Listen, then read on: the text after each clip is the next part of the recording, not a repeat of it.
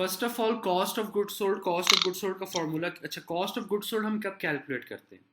Cost of good sold with the name it's very much clear, cost of those units which we sold during the period. एक साल में आपने जितने unit cell किए हैं, जो सेल्स आप इनकम स्टेटमेंट में रिकॉर्ड कर रहे हैं, उन यूनिट्स की कॉस्ट क्या है, इसको हम कहते हैं कॉस्ट ऑफ गुड सोल्ड।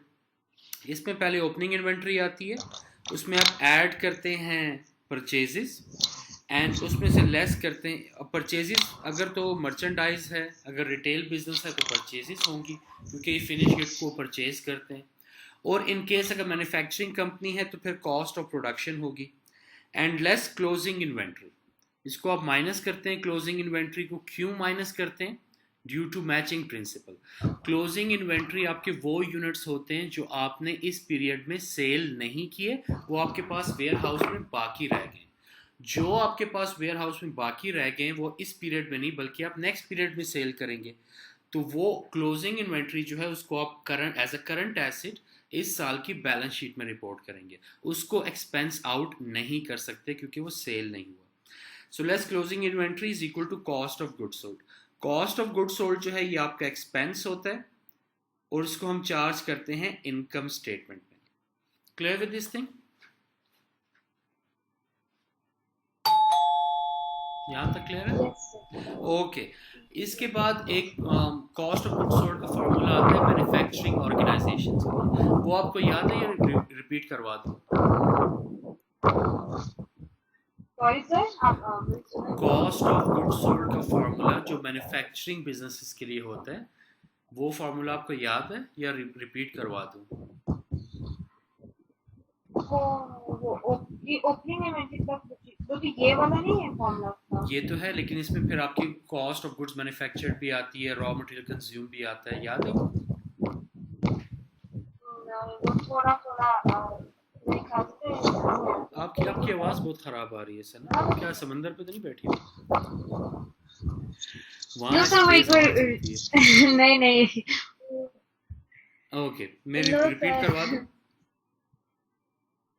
वो रिपीट करवा दें। ओके। जब हमने cost of good sold calculate करनी होती है किसके लिए? मैन्युफैक्चरिंग बिजनेस के लिए।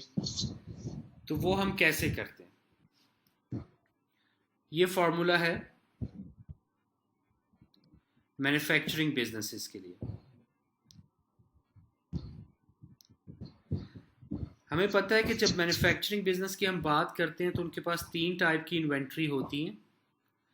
फर्स्ट रॉ मटेरियल होते हैं उनके पास, देन उनके पास वर्क इन प्रोग्रेस होते हैं और फिर फिनिश गुड होते हैं। तो जब उनकी कॉस्ट ऑफ गुड्स सोल्ड हमने कैलकुलेट करनी होती है तो तीनों किस्म की इन्वेंट्रीज को हमें कंसिडर करना होता है। तो पहले हम कंसिडर करते हैं रॉ मटेरियल इन्वेंट्री को। कैसे? ओपनिंग रॉ मटेरियल प्लस जो हमारे पास ऑलरेडी अवेलेबल है, plus purchases of raw material जो हमने फ्रेश परचेज किए, माइनस क्लोजिंग रॉ मटेरियल। तो इससे जो आंसर आएगा वो एक्चुअली होगा हमारा रॉ मटेरियल यूज या रॉ मटेरियल कंज्यूम्ड। मतलब ये कि अगर इसका आंसर आ रहा है 1000 किलोग्राम, सो मीन के 1000 किलोग्राम आपके रॉ मटेरियल डिपार्टमेंट से इश्यू हुए हैं। किसको? प्रोडक्शन डिपार्टमेंट को। अब प्रोडक्शन डिपार्टमेंट में क्या होगा? मैन्युफैक्चरिंग होगी, तो वहां पर वर्क इन प्रोग्रेस होगा हमारे पास। तो पहले तो हम यही ले लेंगे रॉ मटेरियल जो कि हमारे पास वेयर हाउस से आया है, लेट्स से 1000 किलोग्राम। इसके साथ फिर हम ऐड करेंगे डायरेक्ट लेबर प्लस ऐड करेंगे मैन्युफैक्चरिंग ओवरहेड्स। ये किस चीज का फॉर्मूला है सना?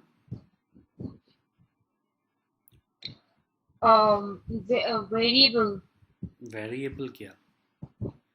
Variable cost. Direct material plus direct labour plus manufacturing overheads variable cost होती है? नहीं, वो होती है एक मिनट, डायरेक्ट कॉस्ट होती है ना ये तो। डायरेक्ट कॉस्ट ये प्राइम क्या हो कॉस्ट। गया? एक मिनट, डायरेक्ट लेबर माइंड से निकल गया। Product cost. एक मिनट, हाँ यस प्रोडक्ट कॉस्ट होती हाँ है ना। जी, तो ये प्रोडक्ट कॉस्ट का फॉर्मूला है कि हमने जितनी प्रोडक्शन की है उसकी क्या कॉस्ट है, प्लस उसके बाद हमारे पास ओपनिंग वर्क इन प्रोग्रेस भी हो सकती है प्रोडक्शन डिपार्टमेंट में, वो ऐड करेंगे और माइनस करेंगे क्लोजिंग वर्क इन प्रोग्रेस को। अगर ओपनिंग हो सकती है तो क्लोजिंग भी हो सकती है। प्लस माइनस का रूल सेम ही रहेगा, ओपनिंग इन्वेंट्री हमेशा प्लस होगी और क्लोजिंग इन्वेंट्री हमेशा माइनस होगी। तो हमारे पास यहाँ पर आ जाएगा कॉस्ट ऑफ गुड्स मैन्युफैक्चर्ड। अब ये जो है ये कॉस्ट ऑफ गुड्स सोल्ड नहीं है बल्कि COGM है, कॉस्ट ऑफ गुड्स मैन्युफैक्चर्ड। हमने रॉ मटेरियल को भी एस्टिमेट कर लिया, कितना रॉ मटेरियल वेयर हाउस से इशू हुआ और प्रोडक्शन डिपार्टमेंट को गया। प्रोडक्शन डिपार्टमेंट ने कितनी मैन्युफैक्चरिंग की including there opening and closing work in progress, वो भी एस्टिमेट कर ली COGM में। इसके बाद अब आते हैं फिनिश गुड की तरफ। So opening finish goods inventory जो हमारे फिनिश गुड वेयर हाउस में होगी, प्लस हम ऐड करेंगे COGM cost of goods manufacture जो कि अभी हमने यहाँ पे कैलकुलेट किया। फिर इसमें से माइनस करेंगे क्लोजिंग फिनिश गुड इन्वेंट्री। तो हमारे पास क्या आ जाएगा, कॉस्ट ऑफ गुड्स सोल्ड।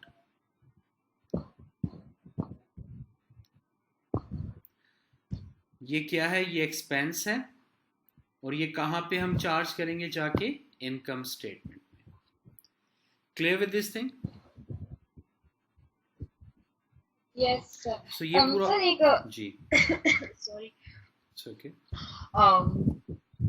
एक जिसमें एक यूनिट्स का था, ओपनिंग यूनिट्स माइनस एक मिनट नहीं माइनस ओपनिंग यूनिट्स हो रहा था plus closing units is equal to unit sold something, वो वाला क्या था? वो वर्किंग हम वहां करते थे जहां पर हमने इन्वेंट्री को एस्टिमेट करना होता था कि कितनी इन्वेंट्री हमने ऑर्डर करनी है। तो हम उसमें क्या देखते थे कि हमने सेल्स कितनी करनी है, सेल्स के हिसाब से हम देखते थे कि हमें कितने यूनिट्स प्रोड्यूस करने हैं, तो प्रोडक्शन एस्टिमेट करते थे। फिर उसमें हम अक्सर लिखा होता था कि हमें इतनी क्लोजिंग इन्वेंट्री चाहिए आफ्टर आवर प्रोडक्शन, तो उसमें हम क्लोजिंग इन्वेंट्री को ऐड करते थे, फिर उसमें से हम माइनस करते थे ओपनिंग इन्वेंट्री क्योंकि वो तो हमें बाय करने की जरूरत नहीं है, वो तो ऑलरेडी हमारे पास है। सो ये फॉर्मूला हमें बताता है कि कितनी इन्वेंट्री हमने ऑर्डर करनी है। ये था, ये अलग चीज है, इसको कंफ्यूज नहीं करना हाँ, कॉस्ट ऑफ गुड्स सोल्ड के साथ, ठीक है? इसमें तो था ना एक मटेरियल ऑर्डर यूनिट ऑर्डर का फॉर्मूला था, हमने मैनेजमेंट में पढ़ा था। हाँ जी, तो ये अलग है जो यही हमने ऑर्डर पढ़ा। इन्वेंट्री का यही फॉर्मूला है जिसकी आप बात कर रहे हैं। क्लियर? ओके। कोई क्वेश्चन यहाँ तक? No sir. Okay, so cost of goods sold हमने यहाँ पे देख लिया है।